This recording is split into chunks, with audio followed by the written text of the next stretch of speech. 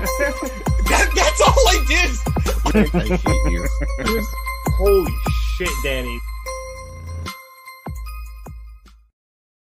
Hello, everybody. Welcome this Sunday night, Monday morning, depending on where you are, edition of the Mark It Down podcast as we cover Double or Nothing. We is me. Hi, I'm James. I love the show. I watched a lot of wrestling this weekend, so I'm a little tired, but I'm here for you guys because I care.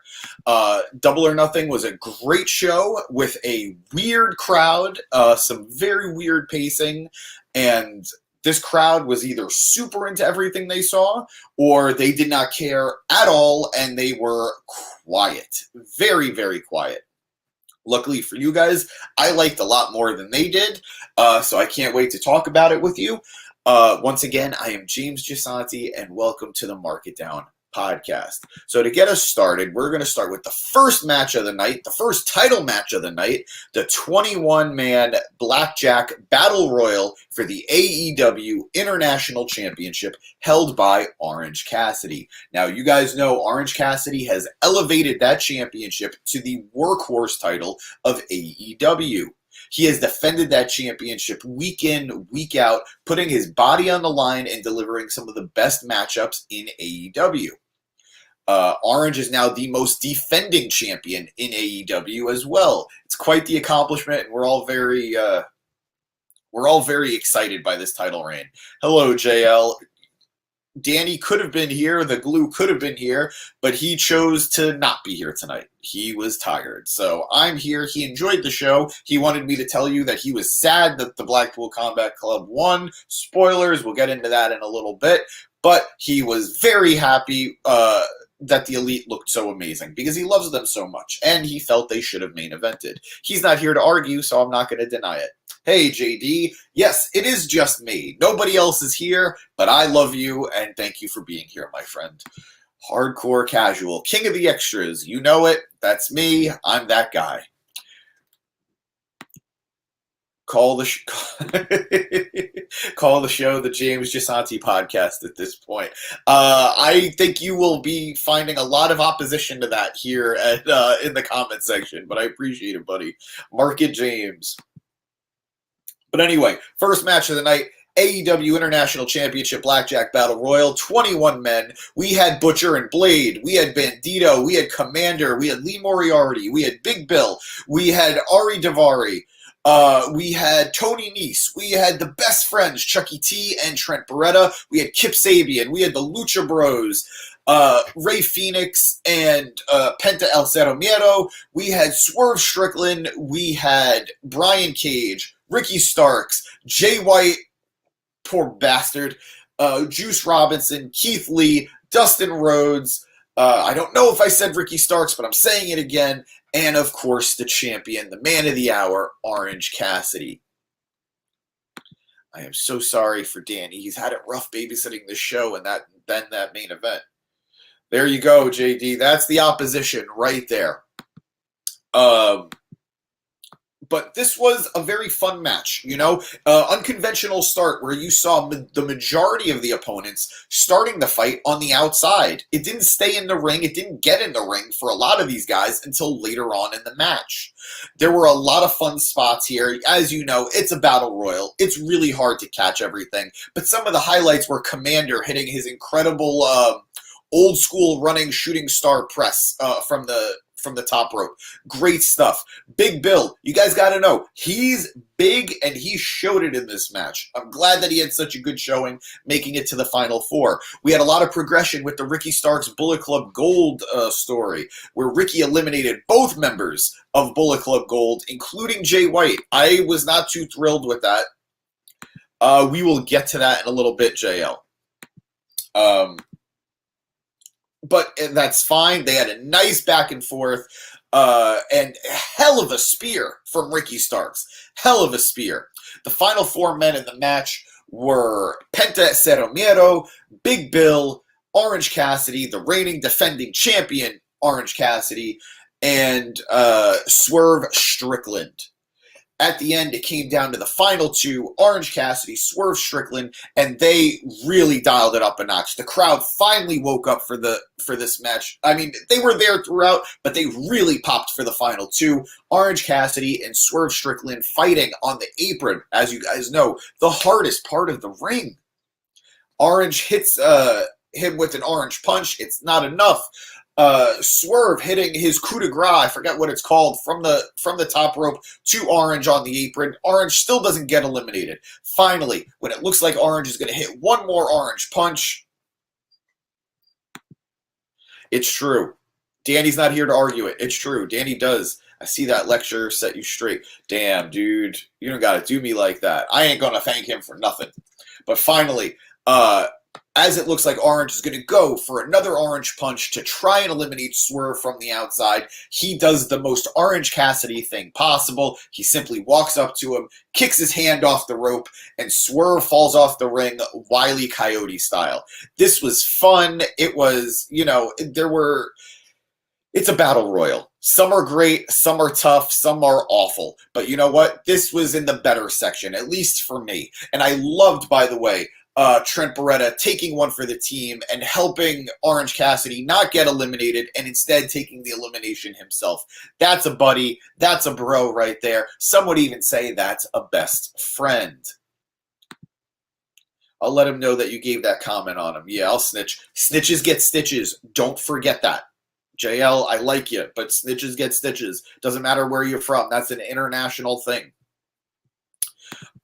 Moving on. We had our unsanctioned match of the night, Adam Cole versus Chris Jericho. And I won't lie to you guys, considering that AEW did not want to approve this match in storyline, even out of storyline, that was a good idea. This match was not great. It was probably, without a doubt, the weakest match of the night, and there was a squash match in this show tonight. But no, this was a weak match. Adam Cole and Chris Jericho did not really deliver. I hate to say it because I love Cole. I like Jericho like a friend, and it was cool to see Sabu start off things as the special enforcer. They came in. You saw the Jericho Appreciation Society flanking Jericho. You have Sabu and Roddy doing their best to hold off the odds. Chairs are being thrown. Sabu went through a table. Sabu jumped through a table and hit one of the Jericho Appreciation Society guys. He has a fake hip, and he still did it. Getting through it, you hit a lot of the same spots you would expect from these guys. They hit their best of spots. The finish came after, guys, before I even get into the finish, I got to tell you, this was a bad idea to book this at the same time, on the same night. You have an Anarchy in the Arena match and a Fatal 4-Way with no rules. Danny will give you an earful, and I'm looking forward to his next appearance. The views don't lie, the support don't lie, and Danny doesn't lie. Whoa, my God, JL, you hope, you beg, and guess what? You get what you want. The glue, the main character, the main event of Mark It Down podcast, Danny Hernandez has joined me. Look, James, I don't want to come in here right off the bat and have to set you straight because I think you've been doing a really good job so far. But, maybe don't give too much of a voice to trolls like JD, who are only here to harass the people of the Market Down podcast, and maybe let's be a little more appreciative of our regular viewers like JL who always shows up, and give them the daps they deserve. But yeah, this match fucking sucked. I agree with what you said. Opening match was a great battle royal. And that's that. Did it hit your expectations? Is it your favorite battle royal in AEW history? It's hard to remember because it was so long ago because this pay-per-view was like 18 hours long, but it was really good. It's probably number 2. I don't know what number 1 is, but it's probably number 2. All right, I'll take that. That's fair. And JL, they were not giving away free tickets because if they were, let me tell you, the crowd would have been a lot more full than it actually was. So what about So what was that about not thanking him about the lecture? I'm not going to thank Danny for the lecture. You don't thank your drill sergeant. I'm not going to do that. Okay. He thanks me by doing better. So Damn. We'll see whether or not I really get thanked for this. But yeah, look who showed up. Look, I'm here on a time limit. I'm taking time bomb. I took some sleeping medication, so I don't have long for this world. So we're gonna power through this super. I've told you. Fast. I've told you. I think there is a market for people watching you sleep. But we'll discuss that in the pod after dark. This match ended. Let me say, Adam Cole, who is usually very reliable. You might not think he's the best in the ring, but he is a very safe, standard, reliable hand in wrestling. And I don't want to just call him a good hand, but it's true. He missed two major spots tonight. He missed the fire extinguisher spot where he didn't really hit Jericho all the way, if at all. And he botched the ending where he's got a steel chain wrapped around his arm, wrapped around his leg, and he is meant to beat Jericho senseless with the steel chain until the ref calls for the stoppage. The problem is the chain got wrapped up around him and he didn't hit Jericho with the steel. He hit him with his bare fists, and that was somehow enough to call for the ref stoppage. That was a terrible play by everyone involved. Cole should have known better to fix that. The ref, I think it was Aubrey, should have known better to call an audible. That was just bad, and unfortunate now that it seems that this feud is continuing. We'll get into that later. I know. Let's just cover it real quick. Because Saraya came down during the match after... Well, Britt came down and hit Jericho with the kendo stick a bunch. Saraya came down, Britt ran her off, and they had a backstage segment later where Jericho and Saraya challenged them to a tag match. I'm more into this tag match than I was into the singles match. The tag match hasn't even happened yet, so that's fair. I'm actually all for this because it's two feuds coming together, and I think it makes everyone look better, or at least the women look better, by being involved in a blood feud. It makes their feud feel more like a blood feud, so that's fine. But yeah, the crowd was very dry. I've left that up the whole time because that was a running theme with this show, which is very rare for an AEW crowd. Like this crowd, this would be an amazing Raw crowd, but this is a terrible AEW crowd. Terrible AEW pay-per-view crowd. Yeah, but even just AEW TV crowd, the TV crowd's way better than this too. So this was imagine paying pay-per-view money to just sit on your fucking hands all night. That's insane. Saudi Arabia was a better crowd than this. Like, did you see that one post? It was on Reddit. It might have been on Twitter too. The guy who was at Double or Nothing, and he had his phone out watching the NXT pay-per-view. No, that's hilarious. Also, I've seen that on Reddit and Twitter and real places, but that's fair. If it was on Instagram, though, I saw that. Fair point. But I just don't get it. I don't get it. Why would you go and just sit there quietly? Like, was this the best pay-per-view AEW's put on? Absolutely not. But like, it's not terrible by any means. It's like a 3 out of 5 show, or 6 out of 10 show. That's not like sit quietly levels of product there. But whatever. What was after this? I have no. After this, we had our tag team title match where FTR defended against Jay Lethal and Jeff Jarrett with special guest referee Mark Briscoe. Hold on, real quick, JD. No, you have this is recency bias. The past 2 crowds have been amazing. Yeah. Maybe even the past 3. The first 2, not good. Or first 1.5 because I wasn't the first. I don't know, Jeddah and not Saudi Arabia, but whatever. These paid for crowds are not that good until recently. When the Fiend won the title, fucking crickets. Yep, it's true. So it's only the past few post-pandemic Saudi Arabia crowds, I guess, is the only way to divide it. But weird way to classify it, but you're not wrong at all. Yeah, I don't want to talk about this tag title match, honestly. I should have waited later till the show to jump in.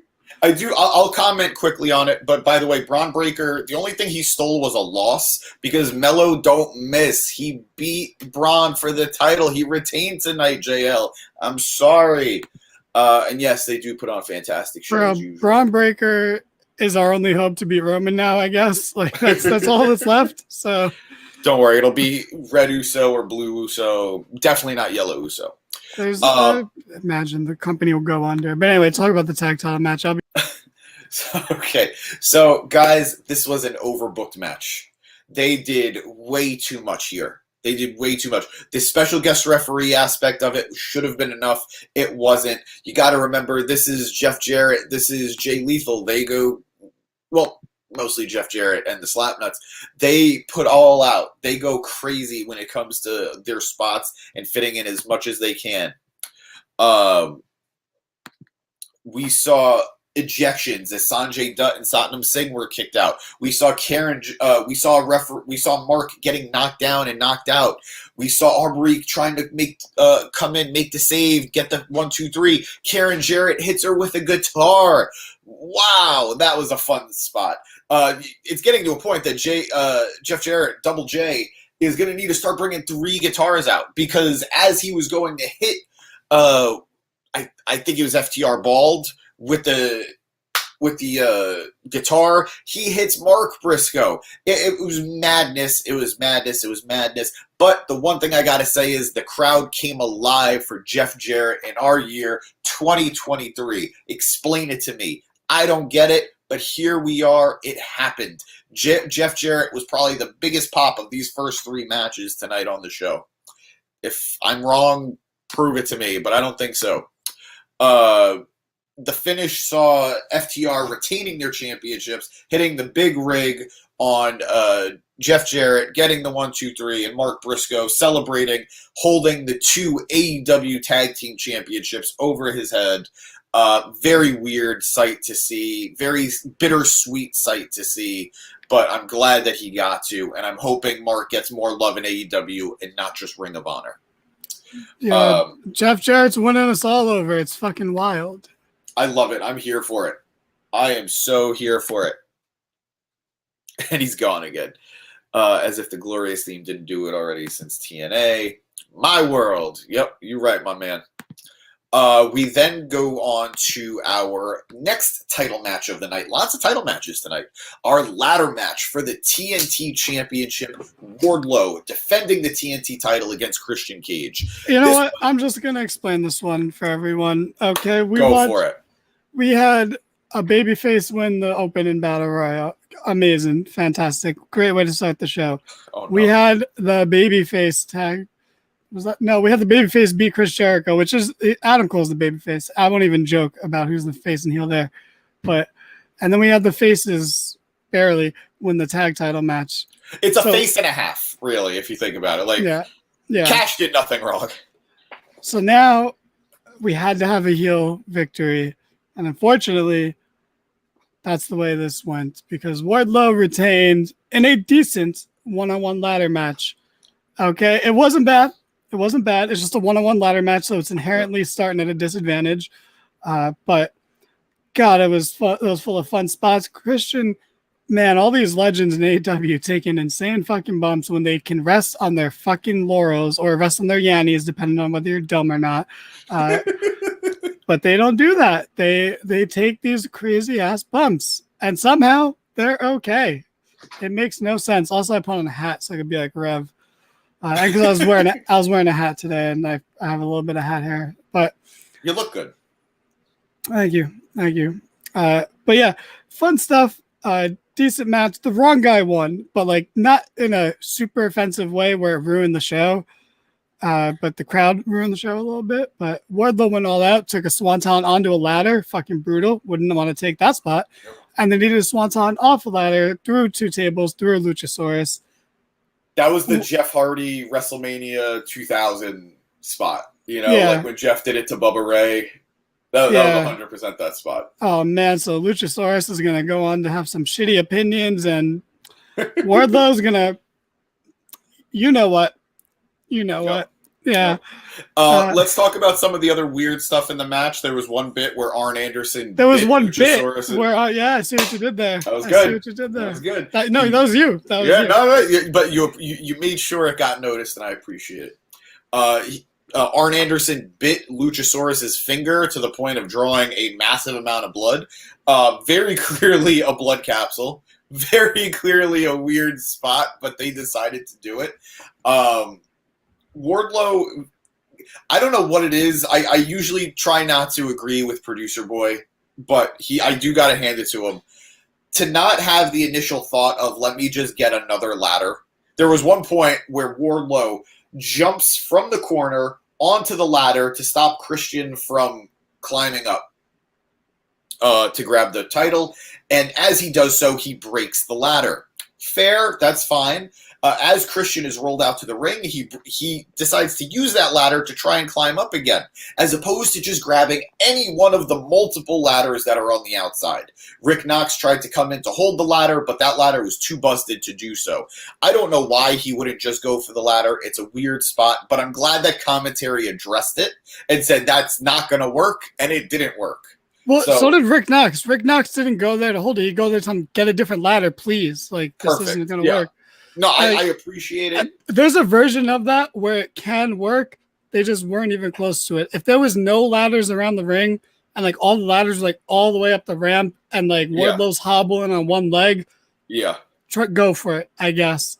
But like, the way they did it made no sense. But still, overall, I would say this was a good match. Decent, good match. I'd agree. I think it's the first match that was undeniably good from beginning to end. It had some slow points because it is a one-on-one ladder match. You're absolutely right. But I do think they nailed what they were going for from beginning to end. Yeah, and with the Hobbs situation that JL brings up, that felt more like he was terrified, and they held it sturdy for him because he's too big. Where again, you could just got him a bigger ladder, and this wouldn't happen. But here, it's because Wardlow jumped onto it in the dumbest way possible. Like, one of his feet landed on the thing in the middle to hold it in place. That's not a sturdy thing. That makes the ladder sturdy. That part is not sturdy. It looked like he really knocked the hell out of his own shin. Yeah, and Taz made a whole thing of it. But still, I would say like maybe like a 4 out of 5, 3.5 out of 5 match. Like, in terms of just funness, maybe not in terms of actual like technical wrestling, but if I'm judging a ladder match on technical wrestling, there is something wrong there. But overall, fun match. I hear what you said. Christian would have been a better TNT champion in the long run, but I do think that this was a much needed win for Wardlow. Like, this is something to really kick off the title reign the proper way. Christian would have been a better TNT champion in the short and long run. In every run, we're walking now, and we might end up walking backwards soon. Fair enough. We need a champion we can trust, and that's Luchasaurus. But what happened after this? Well, apparently this show is running smoothly, and I think you're the key to that, buddy. Moving on, we had our next title match, the AEW Women's Championship match. Full disclaimer, it's been widely reported for a while now that Jamie Hayter has been hurt. She has been working very banged up. So I am far more inclined to be forgiving of what this match was. It was messy. It was sloppy. It was overbooked with interference from the Outcasts and Sheeta and who else was it? Danny doesn't care. And it was sad given the circumstances, but Jamie Hayter still put up her best shot against her challenger, Toni Storm, but in the end, it wasn't enough as Toni Storm reclaims the title she lost to Jamie Hayter. And if I'm not mistaken, Toni Storm is now the first 2-time AEW Women's Champion. Yep. That's impressive. Quite the feather to put in your hat, Tony. If you wore a hat, I don't think you do. It doesn't really seem like it'll suit her head. But regardless, I think we all hope for a very speedy recovery for Hayter.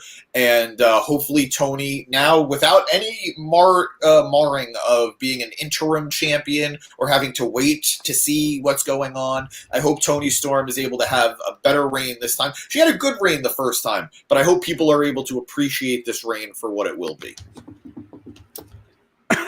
I agree with you. I think the right person won, because then you could have Hayter win it back in the UK, or you can have her lose in the UK and really get some heat. Yeah. Because fuck that UK crowd. They're fantastic and they're great, but we don't give them what they want, I guess, and they're still coming back for more. So why give them what they want? That's fair. Rosa, she'll return on Collision. She'll, maybe she'll fight Statlander for the TBS title, or something. That'd be cool. Wait, Statlander TBS title? What? I'm just projecting. All right, so we're gonna jump ahead. We're giving this match more time than the actual match was. Moving on to another title match. Like I told you guys, lots of title matches tonight. We had the AEW World Trios Championship match, where the House of Black had an open challenge, and they were met by the Acclaimed and Daddy Ass, or as Danny said beautifully the other night, the Acclaimed, because Daddy Ass is the Acclaimed. I'm not going to say a goddamn word. Danny, this is all you. What did you think of the rap? What did you think of the match? Oh, this rap was we got bonus bars in this rap. It didn't just end after the normal verse of like 8 bars or 4 bars. I'm not understanding completely the terminology, because I don't think one line could be a bar because it doesn't rhyme with anything. So I would say, anyway, it was so good. He pointed out how Brody King looks like he's on RuPaul Drag Race. He pointed out that Malachi Black is doing blackface. Which not the only time tonight, by the way. Yeah, that's going to be a weirdly reoccurring thing on the show. And the buddy, the buddy is trying to look ominous, but he's being cucked by a guy named Dominic. It was so good. And then they use the rap to say, "We don't want your extra, we don't want your dealer's choice rule. We're going to beat your emo asses anyway." And that's cool. I like that, actually. I did like that a lot. Yeah, it made them look good. It made them look like the brave fighting baby faces, and not stupid, because they just believe that they can beat them like straight up. And I believe they can beat them too. I believe on another night.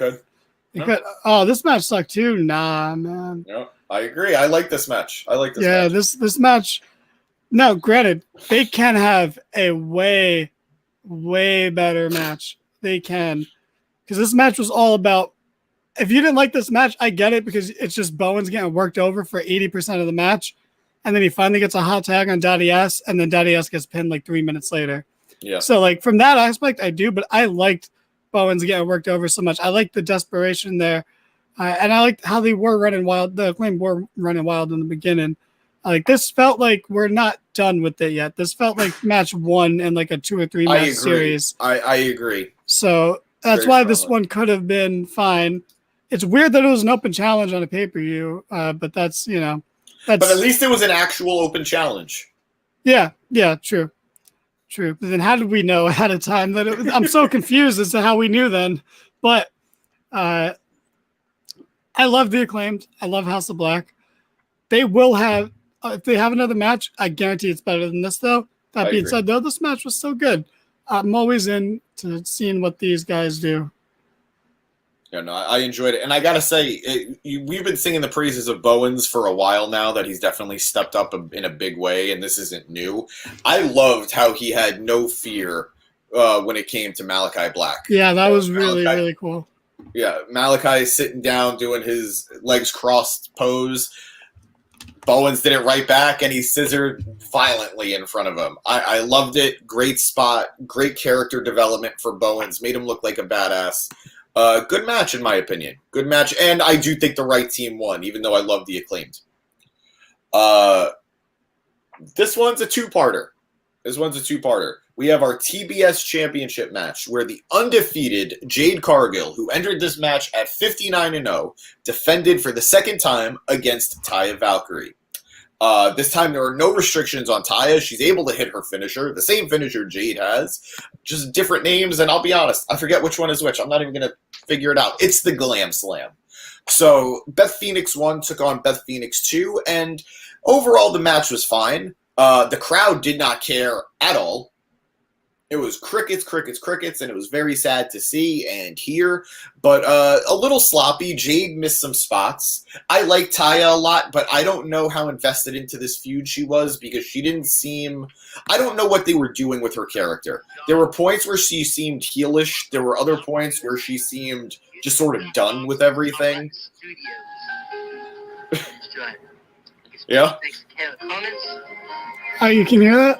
A little bit. Just a little bit. It's like the anarchy in the arena match. There was something playing in the background. It's because Jade has 59 wins, and she's going for her 60th. That's right. The dance floor right now. Yeah, you know what time it is. 1, 2, 3, 4, 59 and 60. 59 and 60. 59 and 60. 59 and 60. And that was the story of this. I don't know if you could play this for too long because we might get copyrighted. This is my friend. I can play it all I want. Fuck it then. We're good. 59 and 60. Oh, man. So this match was fine. The ending came when Taya hits her finish, the Flight of the Valkyries. Maybe I pulled that one out of my ass. No, the road to Valhalla. The road to Valhalla. She hits the road to Valhalla on Jade, who kicks out. She kicks out at 2, and then as Taya goes for another move, Jade counters it and hits the Jaded, and that leads to the 1, 2, 3. Mark Sterling and Layla Gray jump in the ring. They're having a good time. They're celebrating. And, of course, you know, Mark Sterling does a little too much talking. Says that Jade is willing to defend that title anywhere, any place, anyhow. Just bring on the competition. And I gotta eat a little bit of humble pie here. I do. Because out came fucking Chris Statlander returning from injury after many months away to dethrone Jade Cargill, give her first loss, take the TBS title off of her, and just be a sight for sore eyes. I love Chris Statlander, probably my favorite women's wrestler in the whole company. More than Britt, more than Saraya, more than Tony. No one else really comes close, really. But I'm so happy she's back. I'm so happy she won the title. I wish it was in front of a better crowd, but even this crowd gave her some of the pops she deserves. Like, I think you guys' TVs must have been a little low because I heard excitement when the confetti came pouring down. The match itself, people were quiet, but her return and the win, I'd say the crowd was there for it. The match was 3 minutes long, so was Dolph's, and people cheered. I guess, but you know, I'm so happy that Chris Statlander is back. Jay, there always needs to be a rule breaker for others to break them. That's fun. That's true. What did you think of her look? Because she different attire for her. Yeah, slightly different. I mean, she's always going to reinvent herself a little bit. I'm not surprised by it, but I think we'll get a better grasp of it Wednesday. So this might be historic here, guys. Producer boy agreeing with something I said. I got to bask in this for a second. Do you think she rejoins the Best Friends group or no? I think so. I think it'd be cool. Her and Orange Cassidy fucking carrying around titles. She starts doing mad defenses 2 in a row. Yep. And they go down that same sort of path. Now that she's here and she has the title, Orange is going to lose almost immediately. Then she could use his backpack. And there you go. There you go. I mean, Orange did say when they thought they were going to win the tag titles that he thinks the backpack has room for more. So maybe. We'll see. He he agrees with you, but he's got an emphasis on it. Okay. Anyway, so yeah, that was the 2 title matches, the 2 TBS title matches. Now, moving on to what was being called the main event of the show, was the main event for weeks, was being touted as the main event, but went on second to last. The Fatal 4-Way for the AEW World Championship. This was way better than I thought it would be, and I did have high expectations.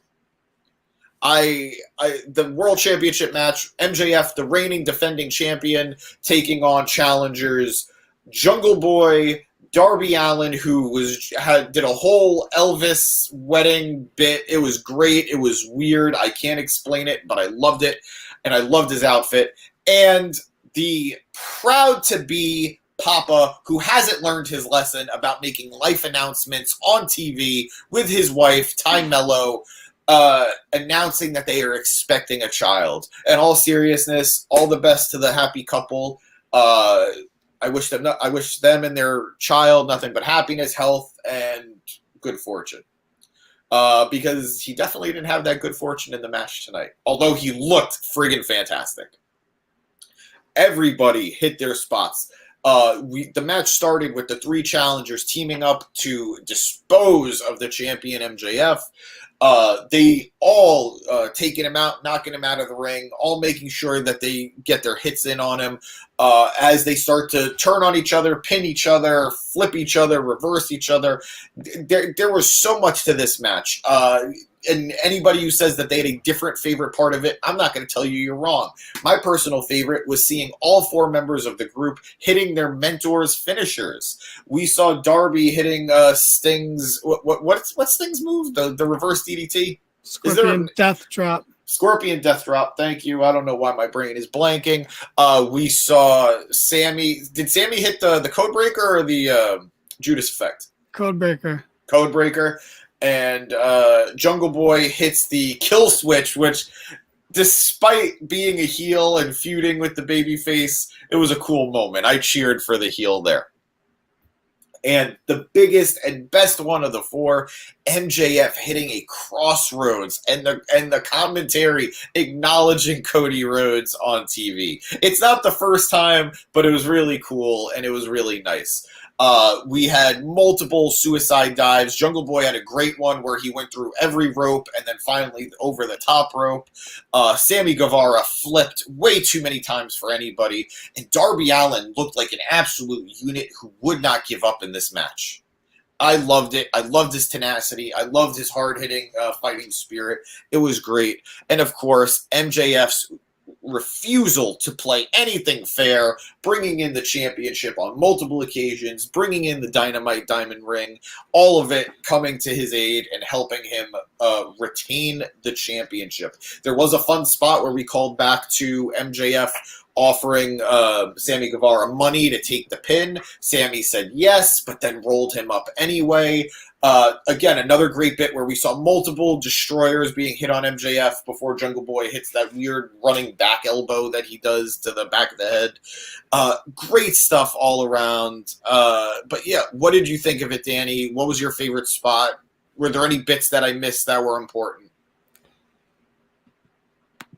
I loved it. This match should have main evented.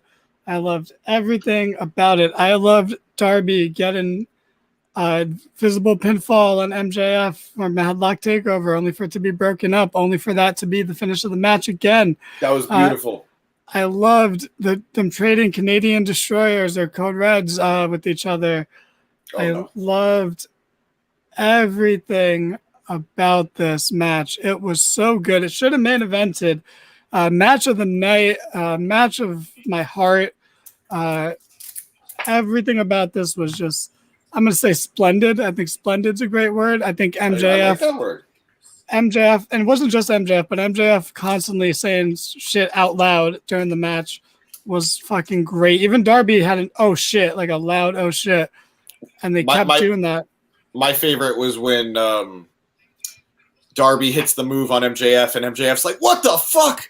I love that. That was so good. That was so good. Oh, we do have to acknowledge too the story beat of Jungle Boy being tempted to hit Darby Allin with the title, and then ultimately refusing to do so.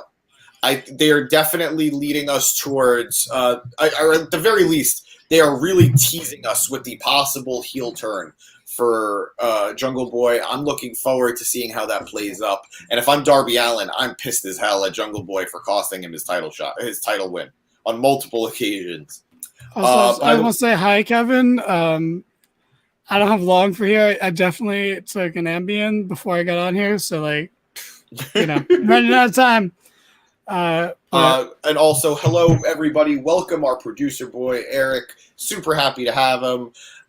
Very unexpected to have him, but always a pleasure when he joins us, usually, maybe, sometimes, 60% of the time. Hell yeah. Hell yeah. All right. Now that he's gone, Fatal 4 was great. I wasn't a huge fan of MJF. I mean, I guess MJF clearly noticed there was a lack in the that wasn't me, by the way, James. I'm sure. I swear to God. Betrayed by Danny. MJF clearly noticed there was a lack of noise coming from the crowd because he was taking advantage of it a lot. And, now that it's just me and you, James. Right? What a world we live in. No, we can't go too long because JL will leave us. We need him here. You know what? My plan is to go long enough where he's gone forever. Anyways, yeah, I mean, MJF's great. MJF knew, or he tried to. I mean, the match itself did fine to get the crowd into it. But again, I think MJF realized that the crowd was ass tonight, and he was trying to get them into it by at least just yelling random shit out. Why do you think the crowd was as poor as it was? Do you think it was due to the booking of the show? The booking of the show? Do you think it was? I mean, where were they tonight? They were in Vegas, which is usually a hot crowd for them. I know, but at this point, there's 4 places that they go, and he's got to realize that shows are not selling out. I mean, for a number of reasons. I don't know. I mean, I'm not gonna say it's Punk because how much better were they?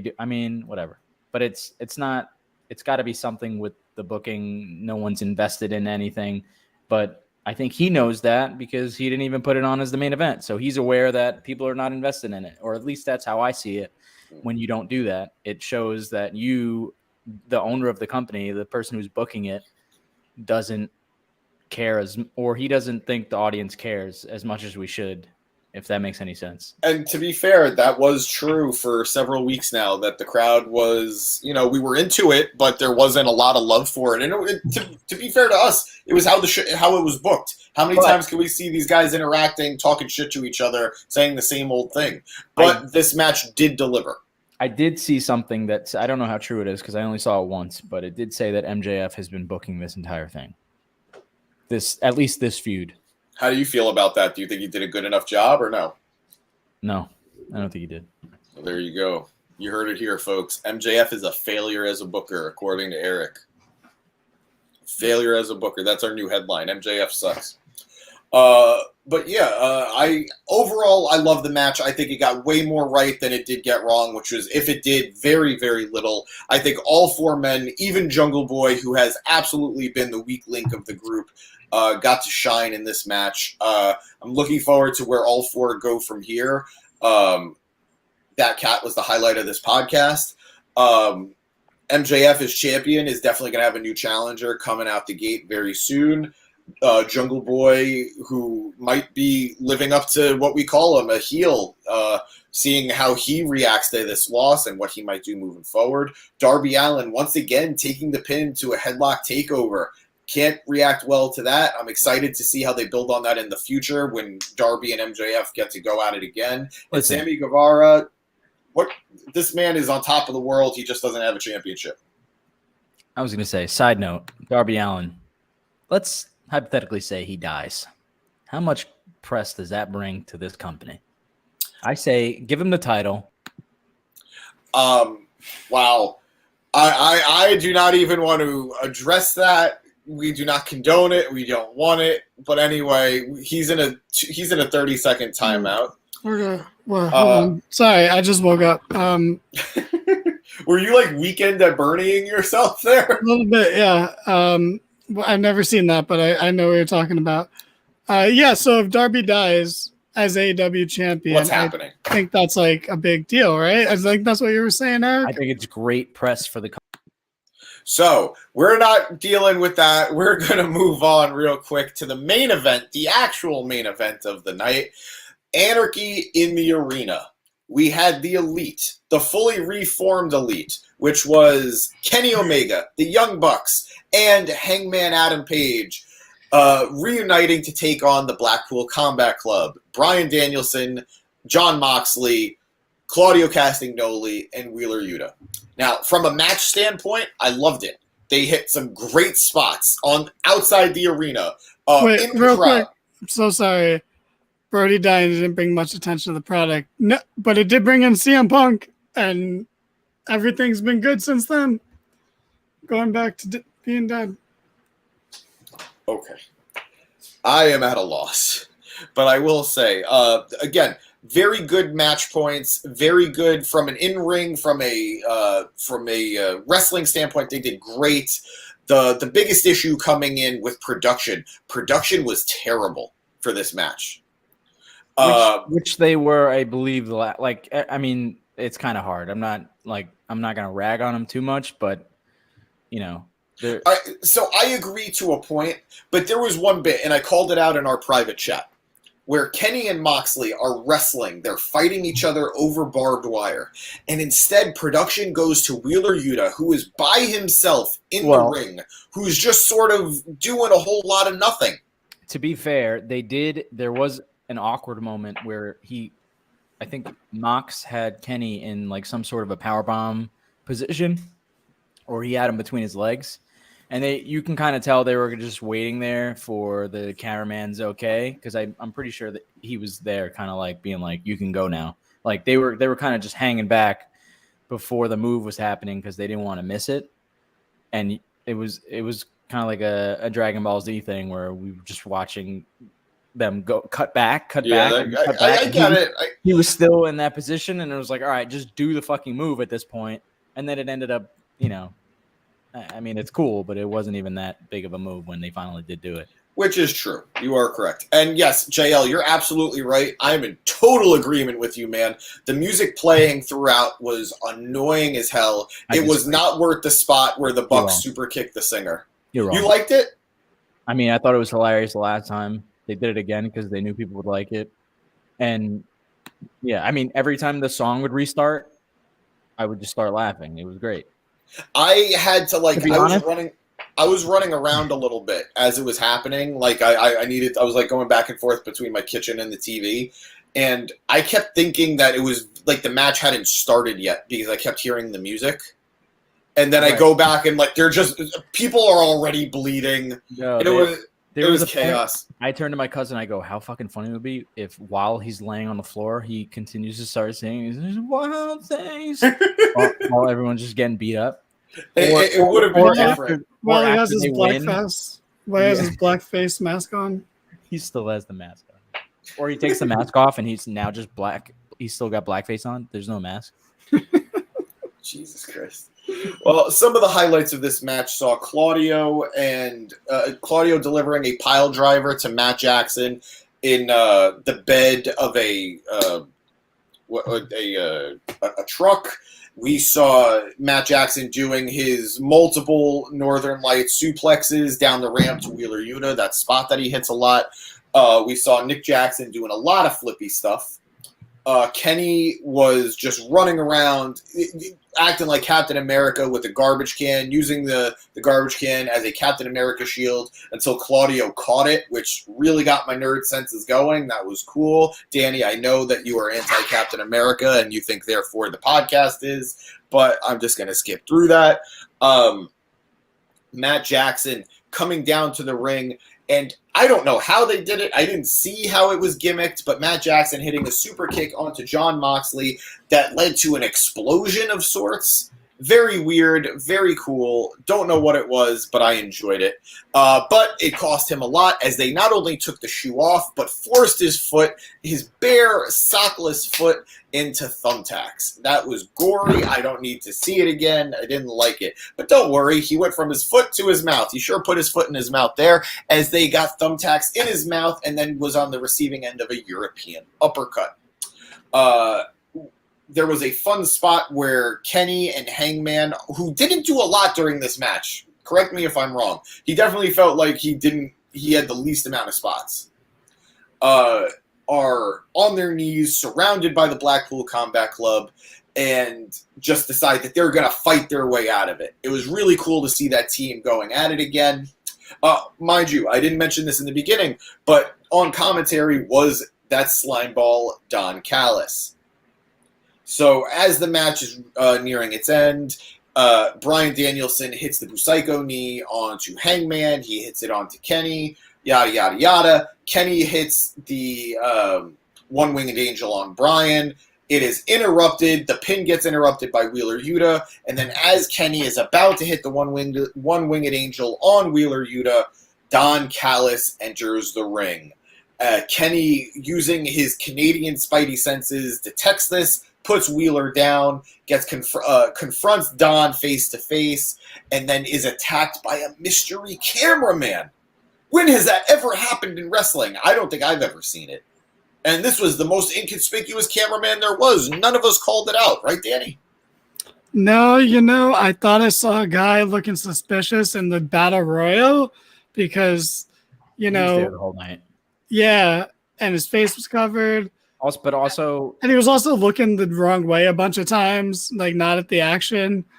So I kept thinking he was going to run in. But he was Unfortunately for him, his career as a cameraman probably won't last. But fortunately for him, his career as a wrestler probably will, because that cameraman was none other than Konosuke Takeshita. Takeshita siding with Don Callis, taking out Kenny Omega with, I think it was like a running knee. It did not look clean at all. As he gets dropped, Wheeler Yuta, how do they finish it? Do they end it with a screwdriver? No. I thought he took a screwdriver to the head from Callis. Or Callis handed Wheeler Yuta a screwdriver. But he never actually hit with it. Are you sure? Yes. I mean, I'm not the right person to ask. I'm on medication. I think he hit. There was two people. He hit one person, and then he swung at Kenny, I believe, and then he missed Kenny. He didn't actually hit him, and then Kenny stopped him, and then I don't know where it went from there. But go on. No, you're right. He hit Paige with it, and then he attempted to hit Kenny with it, but Kenny hit him with the V trigger, and then Takeshita knocks him out. A gripe that I had throughout this match was people hitting their finishers, and dudes like Yuta kicking out of it was kind of weird to me. I mean, who did he kick out of? He definitely didn't kick out of Kenny. He kicked out of the buckshot. Yeah, he did kick out of the buckshot. You're right. But I think that was a mistimed thing because Claudio, when they panned out, Claudio was literally on top of them. So I think he missed the timing on that. And that rookie move by Claudio Castagnoli. This is why he's only the Ring of Honor champion. But Wheeler hitting the seatbelt pin onto Kenny, making sure that he somehow got himself in the thumbtacks, which was a weird move. Wheeler Yuta getting the pin in the main event of a pay-per-view. Insanity. I loved it. I can't believe this is the world we live in, where in a match that had Bryan Danielson, Jon Moxley, Kenny Omega, and Hangman Adam Page, and Claudio Castagnoli, Wheeler Yuta got the pin. I got to go to bed. I could sleep well knowing that we received top-notch production from this pod. JL, I knew you'd warm up to me eventually. I appreciate it, and I appreciate you. I deliver the best I can for you because I know you love me so much. Have a good night, buddy. Good night, Jay. You're the man. We'll whip these guys into shape. Don't worry. We got this. Jesus. But if he's gone, I'm gone. What? Oh, God. We're wrapping up. But anyway, that is the end of the match. Takeshita standing tall with Don Callis, who was getting very touchy-feeling with him. Main event was an overbooked mess. It was overbooked. It didn't really feel... I think it felt messy because of production. There he is. He's awake again. Danny, I don't think the match itself was a mess. I think the production made it seem messier than it actually was. And I wouldn't say overbooked. I would just say we didn't need as many finishers as we got, because there were a lot of finishers that got kicked out of... I don't mind how many finishers there were, especially because most of them were interrupted pins. Not all of them are, like, there's no offense to people that are there, but, like, not all of them are main event guys that should be just, like, kicking out of shit like that, especially after a long-ass match where everyone is bleeding. Like, I guess there's instances, but, you know, I'm just thinking too much into it, but everyone's bleeding. I mean, I agree. Finishers should be like protected. A hardcore match. If you hit a finisher, you know, that should kind of be it, unless you're a main event guy, which half of them are not, or not that they're not main event guys, but they're like tag team guys being hit by main event guys, and the tag team guys are kicking out of shit. I mean, I don't really care, but I mean, I do. You care enough. Listen, producer boy. We need to have a little sidebar, okay? James, earmuffs, but thank you, James. Look, man. All right, I know you're getting a mixed reaction from the crowd, but so is everyone else. Yeah. Rev's getting killed out there by the crowd. I need to give him a pep talk. James was too, but you know what? I gave him a pep talk, and look how quickly Jay's starting to warm up to him. He's got a long way to go, but he's doing great. He's getting there. So, we're gonna need you to also, get there. Yeah, I want you to be like night and day. I want you to go way darker and way worse. Be way more evil and darker and cynical. All right. On certain occasions. Darby Allin's dead. He's just gone. He's nowhere to be found. Yeah. I don't want to want hear that this. energy, and then like every 2 or 3 streams, you go the exact opposite. You're all happy-go-lucky, bright and cheery. I don't want to hear this until you take Malachi Black and the singer's lead and paint your face. But let's talk about how if Darby Allin is in the middle of a feud with Christian and that's a great idea, actually. Hold on. I wasn't done with them. Right? Okay. Look, the other thing is we really need to start making clips for these so we can put more clips out so we can get more views. So, if you can get on that. Good thing we have the banners on this episode, so it'll make it easy for me to do. Oh, wait a. Oh no! Did you just realize this? Well, we got you guys. Next pay-per-view, we're gonna get clips. Yeah. So look, everyone, let's just let's pull it all together. Okay. Let's just say the show was mid. The pay-per-view, not this show. The show was still okay despite everything going against us. But real quick, let's end it with our segment that we end for pay-per-views, the main event meltdown, where James is going to have his biggest freak out about the pay-per-view. He's going to wax poetic about the show, whether it's actually the main event or any part of the show.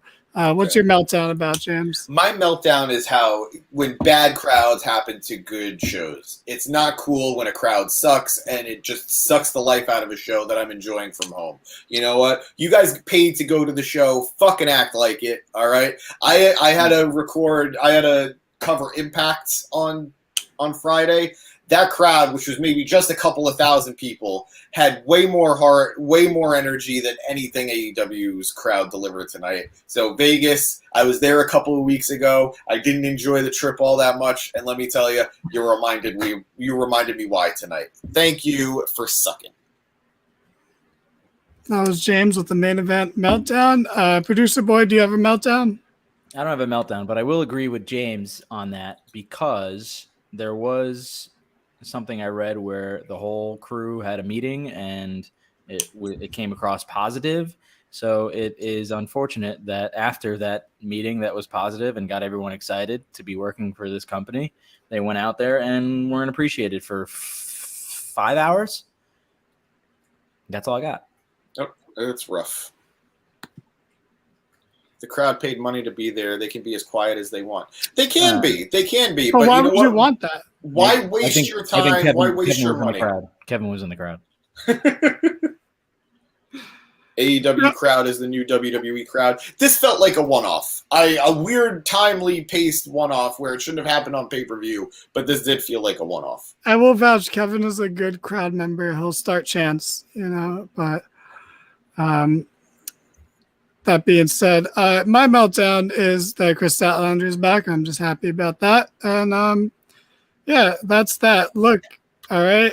I think, guys, we need to have a few more gimmicks. I think I've already said you guys need to step it up and do a little better. James, we've had our conversations and you're getting there. Eric, this is our first one. We'll see how it goes. I got a fancy new camera. That's good, but maybe think about less technical stuff and start thinking about like props or something, Yeah, maybe get a prop. Be our Carrot Top. Carrot Top. Yeah, get a top hat or something, Wear an outfit? Yeah, you could do that. You got to make sure you can see the outfit. It's got to be a chest up outfit, but I'll dress up in a Spider-Man costume. There we go. Absolutely. That would get a click just from having that in the thumbnail. So see, that's the type of thinking we need. Okay, let's That was my let's most be a used- little more, my a most little more creative, try a little bit harder. Right, James? So can we get a little more effort out of you? Because I feel like, you were just going to do this whole podcast alone and power through it and then cry afterwards, I assume. And let me finish. I'm not I'll let done. you do that. Don't interrupt. That's another problem you have on the show is that you interrupt all the time. But actually, I'm done. You can go now. I know that I often interrupt you when you're speaking, Danny, so I am sorry. I'm known for it. I will try to be better. I'm trying to live up to JL's high standards. But yeah, guys, this was Double or Nothing. AEW, I think, presented a great show. It just didn't have the audience for it, unfortunately. I hope it's looked fondly on in the future. This pay-per-view went great with Terramana Tequila, by the way. I think we found The Rock's burner account.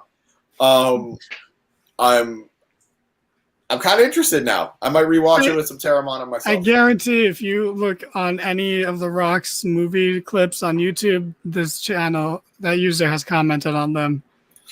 Guaranteed.